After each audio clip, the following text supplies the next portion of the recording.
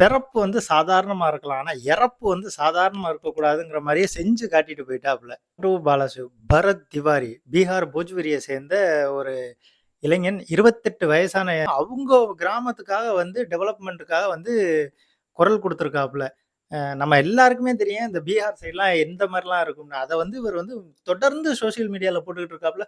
Current இல்ல, வெள்ளம் வந்தா எங்க ஊர்ல வந்து விவசாயங்கள் பாதிக்கப்படுது. அப்படி இப்படி ரோடு வசதி இல்ல. எதுவுமே இல்லைன்ட்டு அவர் வந்து குரல் குடுக்குறாரு.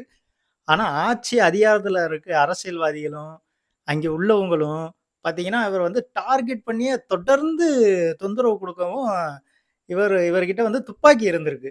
இந்த துப்பாக்கிய வச்சு இவர் வந்து நல்ல விஷயத்துக்காகத்தான் இது பண்ணியிருக்காரே தவிர, யாரையும் சுட்டோ, இது பண்ணியோ அவங்க வந்து இது பண்ணல. மக்களுக்காக மட்டுமே இவர் வந்து முழுக்க முழுக்க குரல் குடுத்திருக்காப்புல. இவர பார்த்தீங்கன்னா, என்கவுண்டர்ங்கிற பேர்ல சுட்டு தள்ளியிருக்காப்புல. எப்படின்னா, கன்ன சரண்டர் பண்ணதுக்கு அப்புறம் 4 முறை சுட்டு கொன்றுருக்காங்க. எல்லாருக்குமே தெரியும் பீகார் சைட்லாம் எப்படிலாம் இருக்கும்னு.